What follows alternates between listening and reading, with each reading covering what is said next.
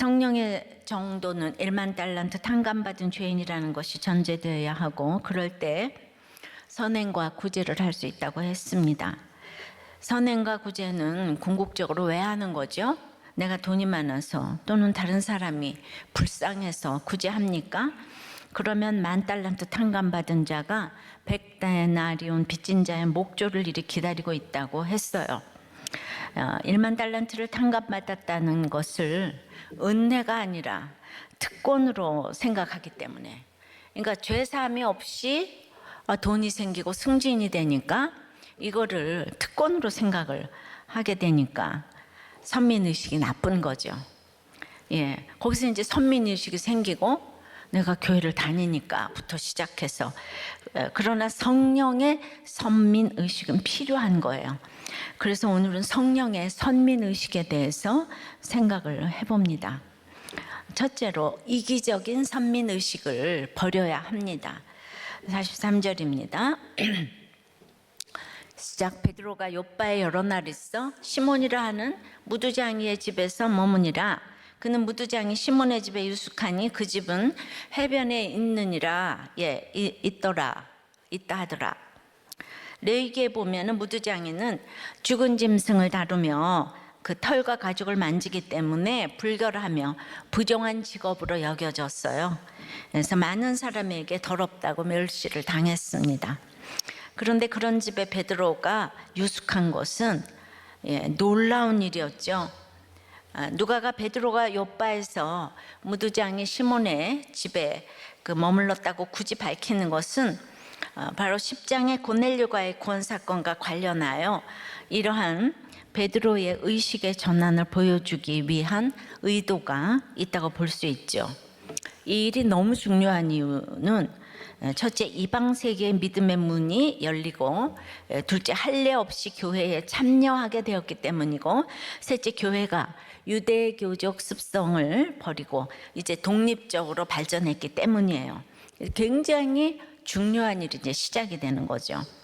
여기 나온 욥바는 구약의 요나 선지자 이야기의 배경이기도 합니다. 이방인인 니느웨 사람들을 구원하라고 요나를 보내 복음을 전하라고 하셨어요. 니느웨, 또 아수르의 수도, 아수르, 북이스라엘의 원수 아닙니까? 그랬는데 여기를 구원하라고 요나를 보낸 거예요. 근데 요나는 너무 기가 막혀서 말도 안 돼. 그래가지고 욥바에 와가지고 배를 타고 다시스로 도망갔죠. 하나님의 큰 뜻은 온 족속이 복을 받는 거죠. 근데 요나는 그냥 주의 일을 하지만 무조건 니느웨가 싫어요. 이해가 되죠? 우리는 일본이 무조건 싫어요. 전라도 경상도가 이 사연을 담고 내려와서 다 싫어요. 싫은 것에는 왜가 없어요. 무조건 싫습니다. 유대인들에게 이방인은 소망이 없고 상종 못할 인간들이었어요. 유대 선민주의가 가득했고, 그런데 세계 온 족속은 유대로부터 복음을 받아야겠는데 유대인들이 이방인을 싫어하니까 복음을 전파하기가 너무 힘들었습니다. 요는 배가 거의 깨지게 된 후에 회개해가지고 니느웨에 가서 이제 하나님이 말한 대로 망한다고 가서 예언을 했는데, 그럼 하나님 말씀한 대로 망해야 되겠는데 이것들이 그냥 회개를 해가지고 12만 명이 돌아온 거예요. 그러니까 요나는 저것들이 망해야지 어찌 회개할 수 있냐고 하나님께 내 생명을 가져가라고 하면서 이제 성을 냈어요. 성질을 냈어요. 정말 그만큼 이방인에 대한 배타성은 대단했습니다. 하루 만에 12만 명을 구원한 선지자가 이런 생각을 갖고 있는 거예요. 그러니까 거룩하고 속되고를 자신이 정하면서 계속 율법적으로 이제 판단을 하고 있었죠. 하나님의 택자한 유대인들의 특권 의식인 선민주의는 이렇게 질병에 가까울 정도였습니다. 이렇게 이기적인 선민 의식을 가지게 되면 이것보다 무서운 게 없습니다. 이제 독재자 빈라덴을 위해서도 자살 테러를 하잖아요. 근데 천하의 구원을 얻을 만한 다른 이름을 주신 일이 없는 여호와 하나님을 내가 믿는다는 것이 이거 자만심으로 나가게 되면 그 사람에게 이제 가르칠 자가 없게 되는 거죠. 그러니까 스데반이 이것을 말씀으로 호소했어요. 그런데 우리가 그것을 듣던 사울을 봤잖아요. 대제사장, 사내들인 공회원들을 봤잖아요. 이를 갈면서 스데반을 죽였지요. 스데반을 죽였어요. 선민주의는 특권이 주어졌는데 못 누리고 자기를 위해 이기적으로 쓰는 데서 오는 그 열등감의 발로예요. 그래서 나오는 게 선민의식인 거죠. 근데 베드로가 무두장이를 만나는 것과 그 구한말의 에비슨 선교사가 이 백정을 만나는 것과 이제 비슷해요. 그럼 여러분들이 이해가 쉬울래나 모르겠어요. 자, 무당, 기생, 짐승 가죽으로 신을 만드는 갓바치 등 7,000반이 있었어요. 조선 왕조에는. 근데 7,000반 중에서도 백정은 제일 마지막 계급이죠. 그래서 인구조사에도 못 들어가고 갓이나 망건도 못 썼기 때문에, 갓을 못 쓰는 사람은 미성년으로 여겨졌기 때문에 나이가 많아도 그냥 아이 취급을 당하는 아주 비인간적인 대우를 당했지요. 머리가 허연 노인네를 보고 5살짜리가 야, 너 이리 와 저리 와 가 뭐 이러면은 어떤 마음이 들었겠습니까? 백정 식구들은 아들이고 딸이고 다 같이 따라서 백정이 되는 거죠.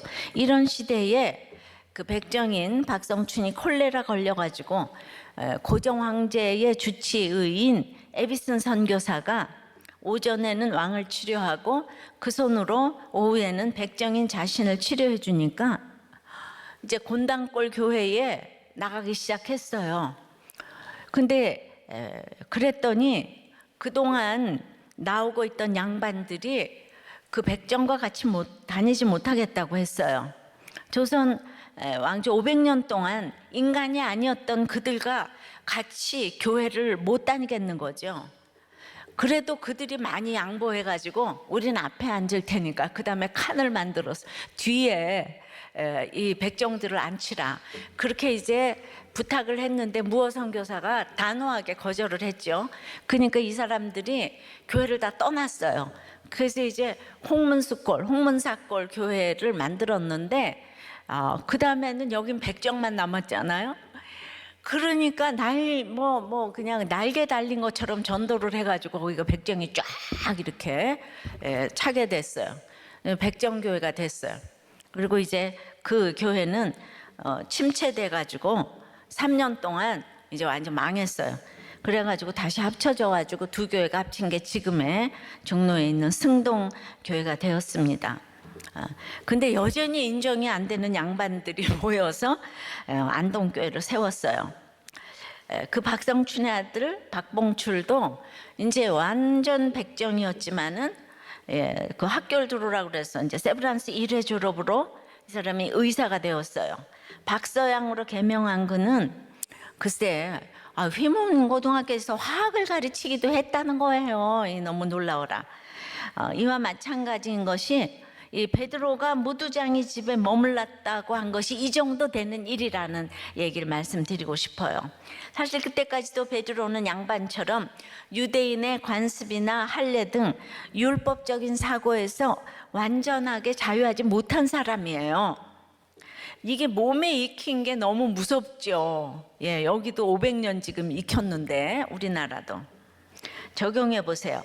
여러분의 특권의식은 어디에서 나타납니까? 부모, 신앙, 학벌, 외모 입니까? 양반들이 백정과 같이 교회를 못 다닌다는 거에 대해서 여러분들은 얼마나 이해가 되십니까?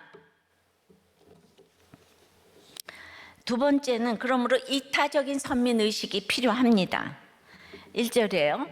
가이사랴에 고넬료라는 사람이 있으니 이달리아 부대라는 군대의 백부장이라.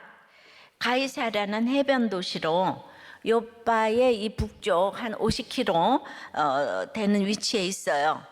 헤롯이 새롭게 건축한 많은 건축물이 있었고 지금도 보면 너무 아름다운 그 해변가예요. 그래서 그 당시 건축의 메카라고 했습니다. 로마의 총독의 주둔지가 되었을 뿐 아니라 여기 이탈리아 부대는 특별히 이제 다른 군대는 각 나라의 모든 사람들이 다 섞여 있지만 이 부대는 특별히 순수 로마 사람으로만 구성된 황제 직속 친위된 거예요. 예, 그래서 로마의 그 총독을 체포할 수 있는 아주 막강한 권한을 가진 군대였어요. 예, 그게 이제 100명씩 한 6개 있다고 하고 이러는데 그 중에 백부장은 그들이 그러니까 진급할 수 있는 가장 높은 직위가 이제 된다는 거죠. 고넬료는 그 특별히 이름으로 봐서 로마에 뿌리가 있는 문자 그대로 이제 이게 금수저인 거죠. 예, 선민이었던 듯 싶습니다. 어쨌든 이런 그가 예수를 믿었다는 것은 낙타가 바늘귀로 들어가는 이제 기적이었다는 거죠. 그는 지금은 가이사랴에 있지만 언젠가는 로마로 들어갈 사람이기 때문에 로마 제국의 수도인 로마에 복음이 전파됨에 있어서도 큰 역할을 했을 것이라고 우리가 보는 거죠. 그런데 예수께서 승천하면서 주신 명령인 사도행전 1장 8절에 예루살렘, 복음은 예루살렘과 이제 거기서 박해가 와가지고 온 유대와 그리고 이제 유대인이 반쯤 섞인 사마리아까지 갔잖아요. 지금 빌립에 의해서 이제 그런데 그때부터 지금까지 2000년 동안 전파되는 땅끝까지 이르러 이 땅끝이 지금 시작되는 거죠. 우리나라도 그 땅끝에 한 나라겠죠. 이방 땅에도 이제 복음이 열리는 거예요. 유대인들의 선민의식을 납작하게 해주려니까 이 세상에서도 특권으로 가득 찬 이 선민 같아 보이는 고넬료를 준비시키신 주님이세요.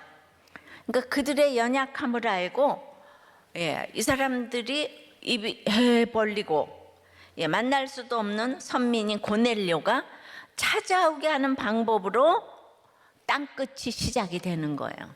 하나님이 이런 방법으로 이렇게 또 하시기도 해요.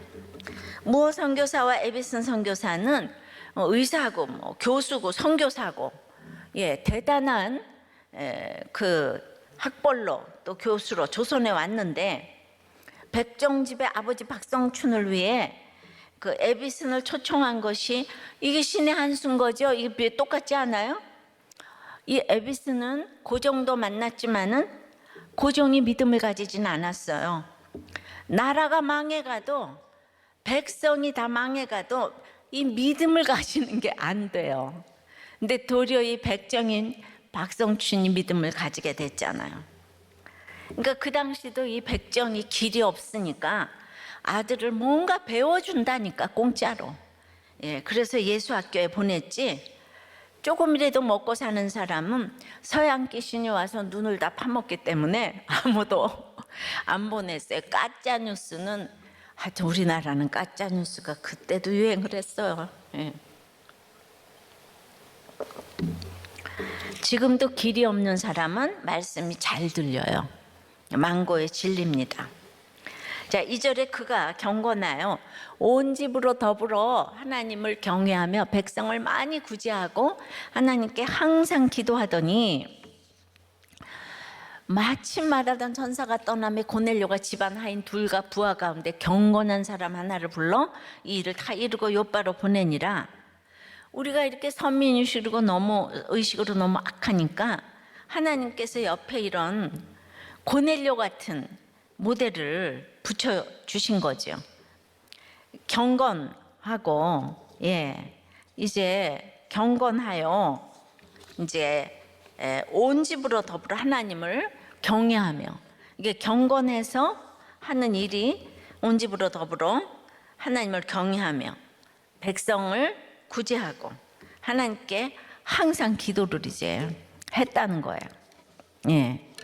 뭐 여러 가지 단어의 뜻이 많겠지만은 그러니까 가족에 충성하고 사회적으로는 군대의 백부장이고 영적으로도 지금 베드로를 너무 잘 모시고 7절에 보니까 부하까지 양육을 잘 시켜가지고 부하도 경건해요. 부하들에게 그들에게 자초지종을 자세하게 말한 것으로 보아 하인으로 대하지 않고 친구로 대하면서 그들을 존중해 주고 있음을 알 수 있어요.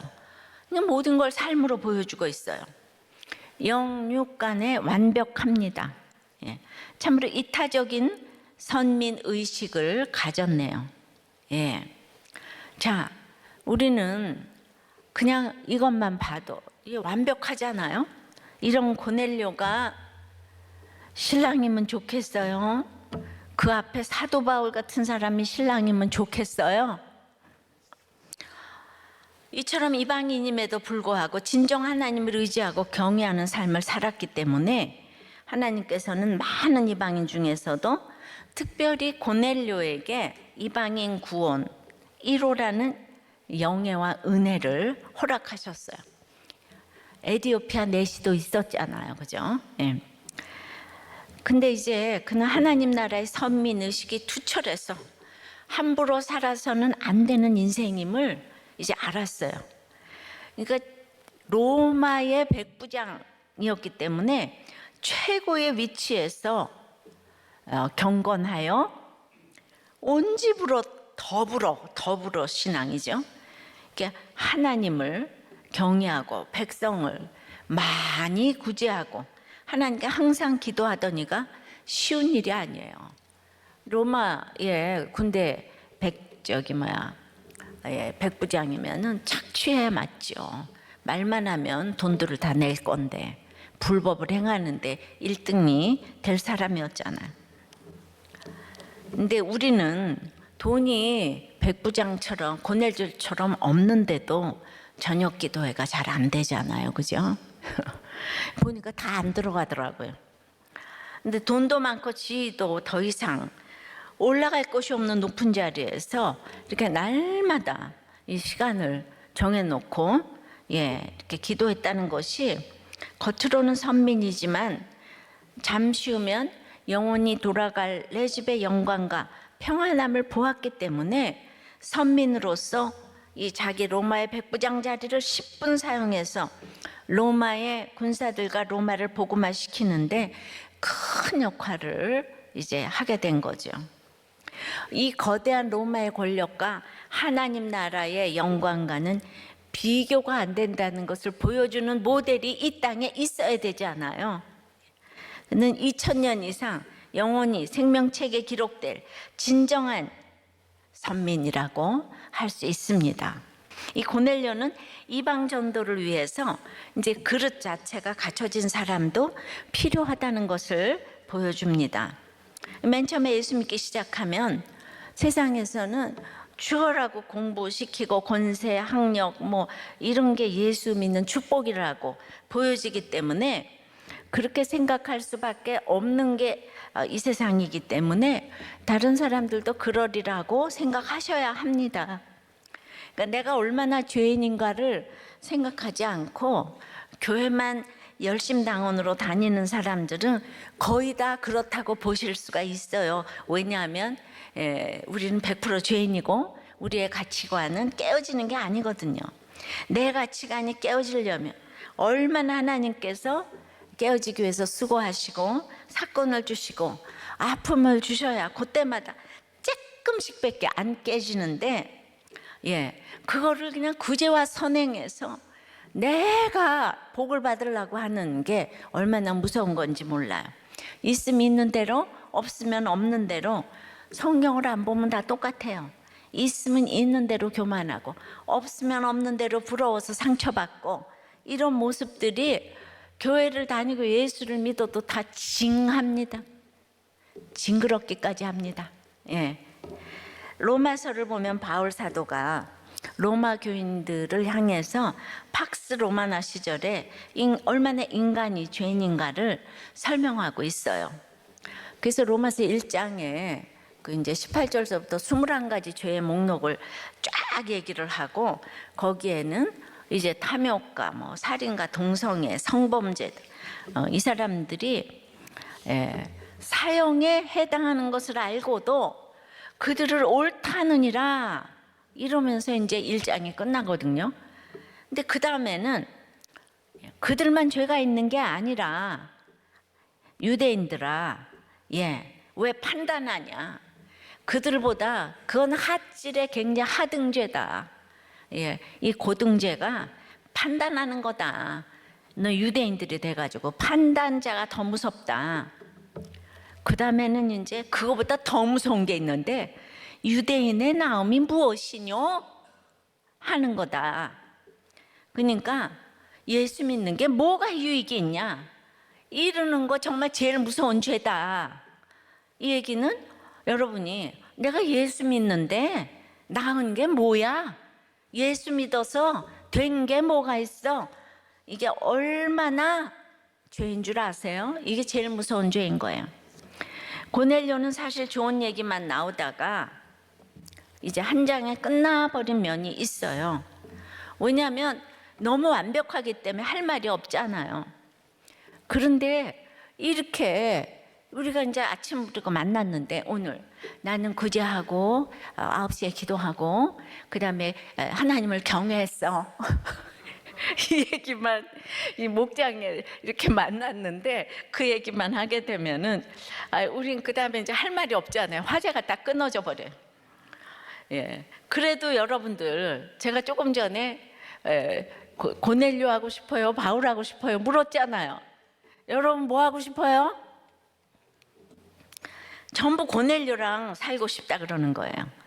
우리의 이렇게 죄성이에요. 예수 믿고 고난 당하기 너무 싫은 거예요. 고난이라는 고자도 싫어요. 그래서 예수 믿고 나서 나음이 무엇이뇨? 이러는 거예요. 그러니까 잘 되는 얘기만 듣고 싶고 하고 싶어요. 그래서 불평불만을 해대면서 떡이 없어, 옷이 없어. 그래서 못 믿는다는 거가 주제가요. 그러니까 돈만 줘봐, 옷만 줘봐, 남편만 있어봐, 남편이 바람만 안 펴봐, 시어머니만 없어봐, 애들만 공부 잘해봐, 병든 남편만 없어봐. 내가 얼마든지 예수 잘 믿을 수 있어. 내가 성경 공부 다 나간다. 일주일 내내 내가 교회에서 아주 살을게. 이게 주제가예요. 코로나만 끝나봐. 내가 열심히 할 거야. 아니 지금도 안 하는데 여러분하고 코로나하고 뭔 상관이에요? 그런데 지금 집에서 온라인 예배도 안 드리는 사람이 이거 끝나면 여기 교회 오면은 예배 잘 드리나요? 그러니까 다 마찬가지예요. 하나님은 40년 광야 생활을 시키고 싶은 마음이 없었어요. 근데 자신이 자초하는 거예요. 40년 동안 아무것도 안 했는데 결국은 만나도 주고 매출하기도 주고, 시험하여 보라 주님이 그랬는데 시험하여 봤는데도 의복에 헤어지지도 않고 신발이 부르트지도 않았는데 다 줬는데도 죄가 그대로 있어요. 사람은 떡으로 사는 것이 아니라 여호와의 말씀으로 사는 줄을 내가 알지 못하느냐? 여호와를 경외하고 그의 명령을 듣고 지키는 것이 본분인 줄을 모르느냐? 그걸 40년 지나기 전에 알아들으면 얼마나 좋겠어요. 그래서 제발 그게 예수 믿고 나음이 뭐냐, 유대인의 나음이 뭐냐, 그런 말 좀 하지 말라고. 이 얘기를 다 해도 그래도 우리는 고넬료가 너무 좋아. 고넬료가 좋아. 다윗보다는 다윗의 친구인 요나단 같은 사람, 착한 사람이 너무 좋은 거예요. 여러분들 사도 바울에게는 착하다는 수식어가 붙지 않았어요. 바나바는 또 착하다고 했어요. 여러분은 바나바와 바울 중에는 또 누가 좋아요? 누가 일을 많이 했죠? 근데 또 비교를 하면은 또 바나바가 좋아요. 바나바는 부자야. 또 구제하고 중재하고. 사도 바울은 무서워.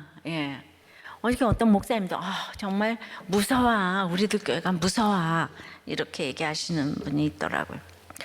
왜냐하면 고린도전서 4장 9절에 사도 바울은 죽이기로 작정된 자같이 끄트머리에 두셨으며 미말에 두셔가지고 우리는 세계 곧 천사와 사람에게 구경거리가 되었노라. 예, 그런 바울이 싫어요. 그런 바울이 싫다는 이게 이제 죄성이라는 거죠. 여러분들 애니아 지난주에 33절에 애니아는요, 한 일이 보니까 중풍 걸려 침상에 누워서 8년 동안 누워서 아픈 거 이거밖에 한 일이 없어요. 36절에 다비다는 선행과 구제하는 일이 심히 많은지라 그때 병들어 죽었다. 예, 그러니까 이때 죽는 게 다비다는 너무 좋아요. 괜히 살려내가지고 더 힘만 들어. 다비다 입장에서는 죽는 게 100번 좋아. 여러분들은 살 수 없이 살아나가지고 고생만 더 하다 갔어. 근데 사람들은 그냥 선행과 이걸 하면은 나는 살아날 수 있어, 살아날 수 있어. 이게 주제가죠. 그 다음에 제일 기가 막힌 건 이 43절에 시몬이라는 무두장이의 집은 베드로가 머물렀다는 거밖에 한 일이 없어요. 여러 날 베드로가 머물렀다. 당연히 천국 갔겠죠. 베드로가 머물렀는 집이니까. 근데 이제 이 세 사람에 비해서 고넬료는 막 너무 특별해요. 따라갈 수가 없는 스펙과 성품과 믿음을 가졌어요. 부하에게도 대단한 상사고 아빠하고 남편이고 그냥 뭐 이 랄랄랄라. 그러나 여러분, 이 한 장에 나온 이 사람들 시몬, 애니와 고넬료가 똑같이 주님의 은혜로 구원받는 거예요. 이 땅에서 8년간 누워 있어도 그냥 믿기만 하면 천국에서 다 같이 눈을 뜨는 거예요. 그런 걸 생각하면 저도 수고를 좀 많이 하나 싶지만 이 날이 갈수록 죄가 많이 보이니까 이제 그런 생각은 쏙 들어갔어요. 적용해 보세요. 오늘 무두장이처럼 베드로 숙소만 제공해도 천국 갑니다.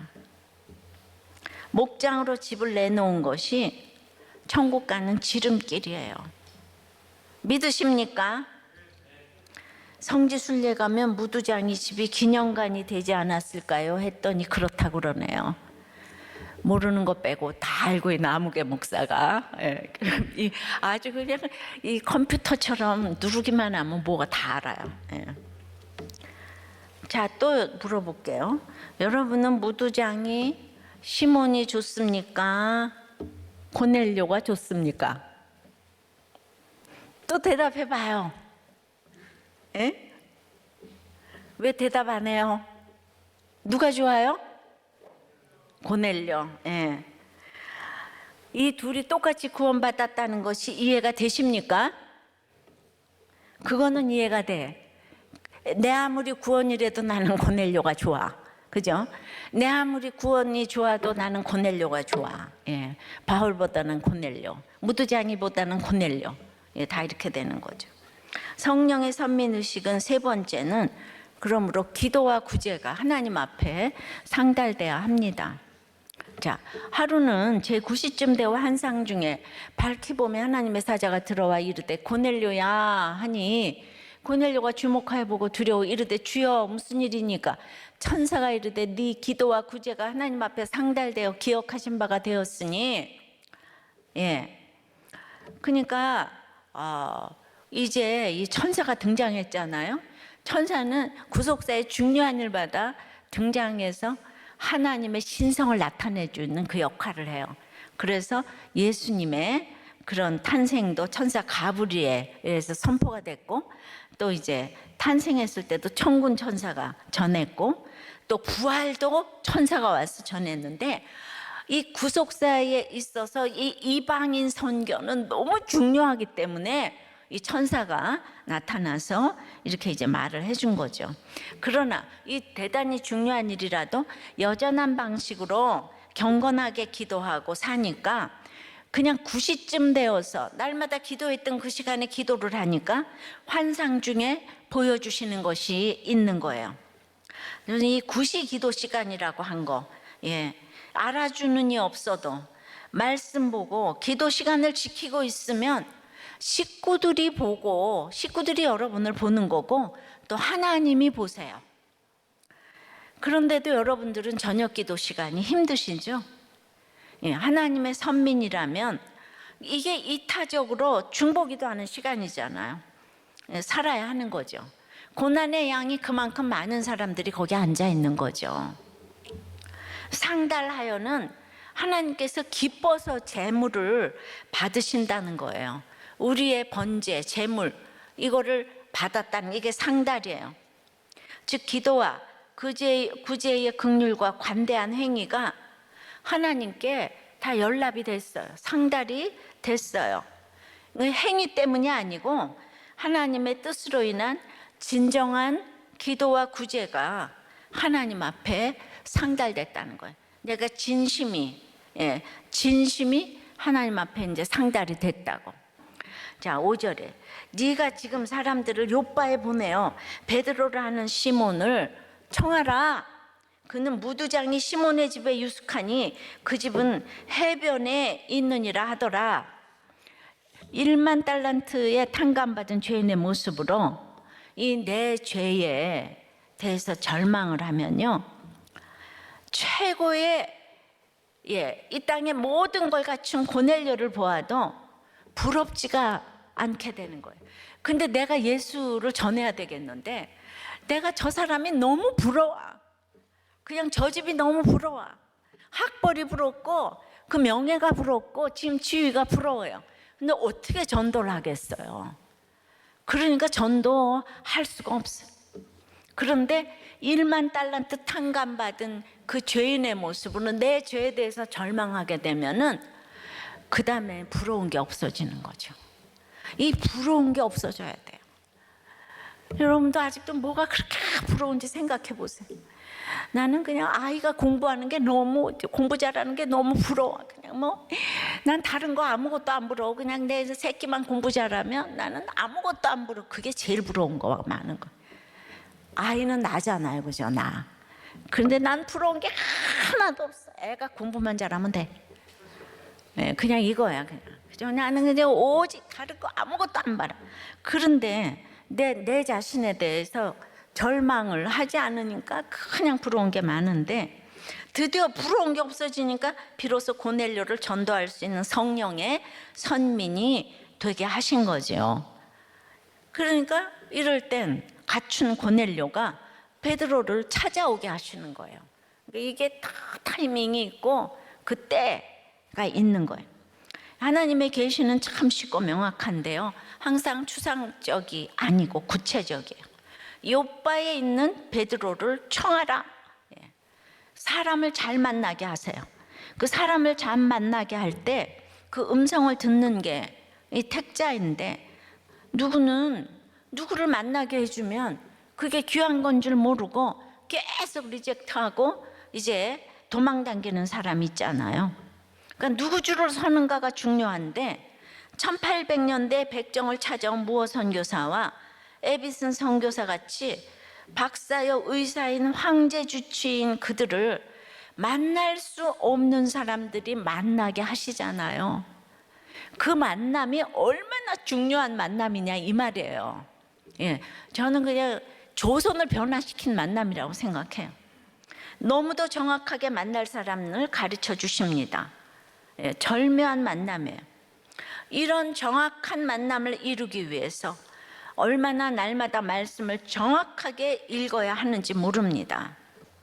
베드로가 유대인의 간섭을 무시하고 무두장의 집에 머문다는 정보는 고넬료로 하여금 이방인인 자신의 초청도 받아들일 것이라는 이 확신을 갖는데 굉장히 영향을 미쳤을 거예요.